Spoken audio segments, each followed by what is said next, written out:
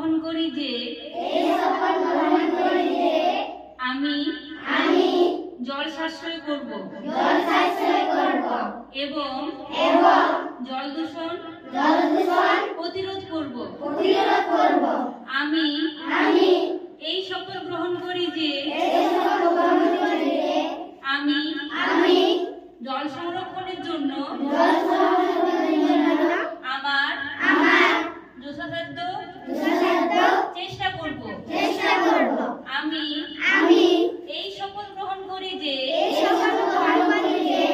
আমি জল সাশ্রয় এবং জল দূষণ প্রতিরোধে